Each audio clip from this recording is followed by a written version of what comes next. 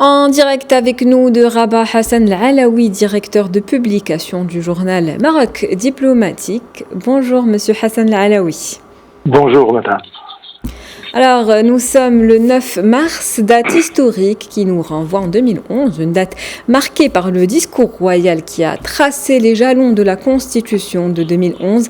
Un discours qui vient à un moment historique répondant à une demande populaire et faisant du Maroc un cas exceptionnel. Quelle lecture faites-vous, vous qui suivez, quelle lecture faites-vous de... Alors, vous m'entendez madame ? Oui, je vous entends très bien. Je commencerai par rappeler quelque chose de très important. C'est le contexte politique. Le contexte politique et social aussi de l'époque. Et donc, Sa Majesté le Roi est venu un petit peu comme pour bouleverser un petit peu les donnes et proposer quelque chose d'extraordinairement inattendu. Je dirais même, j'avancerai quelque chose de révolutionnaire. C'est la deuxième révolution que le Maroc a vécu à cette époque entre 1999, date à laquelle Sa Majesté a accédé au trône, et évidemment 2011, ce fameux discours, un discours très puissant et très fort qui est fondateur en quelque sorte, parce que tout simplement, il proposait une autre constitution, mais une constitution qui était adaptée à un contexte extrêmement difficile. N'oubliez pas que le monde arabe venait, si vous voulez, de vivre des moments très très très difficiles que l'on a qualifiés évidemment de printemps arabe. Or, le Maroc a vécu son printemps arabe d'une autre manière, c'est-à-dire avec une constitution innovante, courageuse, audacieuse, une constitution qui faisait un petit peu, qui soulignait, si vous voulez, la popularité, si vous voulez, de la monarchie et aussi la vision nouvelle de cette même monarchie incarnée par Sa Majesté Mohamed VI. Alors, entre 1999 et, si vous voulez, 2011, il y a eu un événement important, ce sont des séries de réformes dont on peut évoquer, si vous voulez, un petit peu la force. Ce sont par exemple la loi sur le statut de la famille, c'est-à-dire les droits de la femme que nous avons célébrés hier, c'est extraordinaire. Et donc aussi, quelques événements importants la création de l'INDH, par exemple, l'action aussi des autres fondations qui sont un petit peu, si vous voulez, le poids, la force directe du roi sur la scène politique, entre autres. Et donc, le discours, si vous voulez, du 9 mars, c'était un discours fondateur, je le souligne encore, parce que non seulement il bouleversait la donne, mais parce qu'il proposait quelque chose de nouveau, une autre gestion, une autre gouvernance, une vision de la politique, les rapports entre le roi et la société, les rapports entre le gouvernement et le peuple, enfin toute une modification fondamentale dont on peut aujourd'hui vraiment s'enorgueillir et être fier.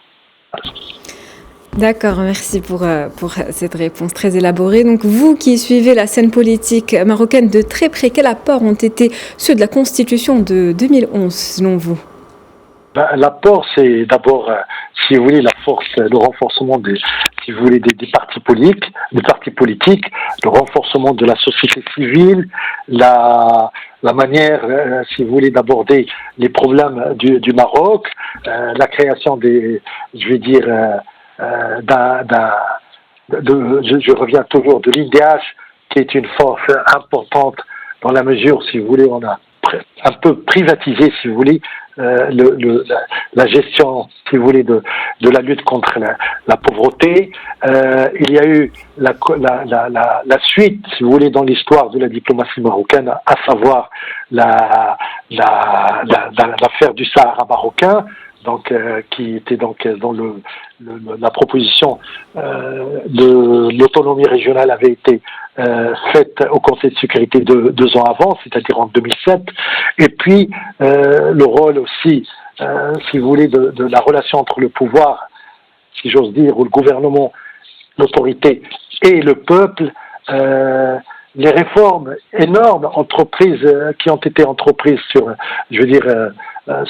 l'échelle régionale, la régionalisation, le rôle des collectivités, le rôle des territoriales des régions, et tout ça, l'émergence d'une élite, l'économie, et tout ça, si vous voulez, c'est lié à une constitution nouvelle qui a donné aussi, ne l'oublions pas, qui, par rapport à ce qui le règne précédent qualifié d'autoritaire, a renforcé la démocratie, donc qui sont devenus un petit peu, j'allais dire, le rôle, d'un Maroc inédit, d'un Maroc nouveau, et aussi qui associe les populations. Et donc, c'est par rapport à cet ordre qu'il faut maintenant comprendre ces changements qui sont fondamentaux, qui sont très importants. Alors, je pourrais citer beaucoup de choses parce que c'est une constitution qui était aussi d'abord un acte fondateur, mais aussi une sorte de charte, si vous voulez. Une sorte de charte qui a bouleversé le système, qui a un petit peu rénové les structures, les élections qui sont aujourd'hui, directes, franches et absolument libres, par rapport à ce qui se passait avant, donc il n'y a pas de trafic, et tout ça, la création de conseils, l'INDH, tout ça c'est des réformes qui sont liées à peu près à la nouvelle constitution que donc le Maroc a voté, a adopté pratiquement à 99% en juillet de la même année. Et c'est pour ça qu'aujourd'hui nous vivons avec, si vous voulez, ce cadre constitutionnel et institutionnel qui est la nouvelle constitution de 2011 qui reste un petit peu l'armature de notre marche vers le progrès évidemment sous l'égide du roi Mohamed VI. Alors, la Constitution de 2011, le texte des textes juridiques par excellence, elle a renforcé le pouvoir exécutif. Peut-on dire que cela s'est manifesté dans l'action gouvernementale, selon vous ? Écoutez, il a renforcé le rôle du chef du gouvernement, c'est-à-dire il a été implicitement ou explicitement dit qu'il serait évidemment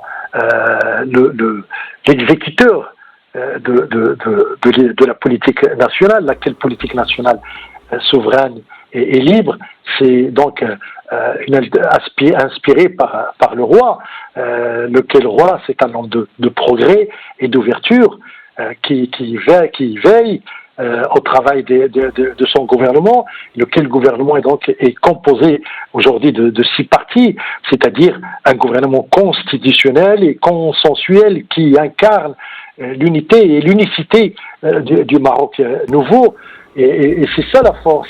Et le problème, plutôt la qualité, si vous voulez, de cette innovation, c'est que le roi nomme le chef du gouvernement qui est issu des élections.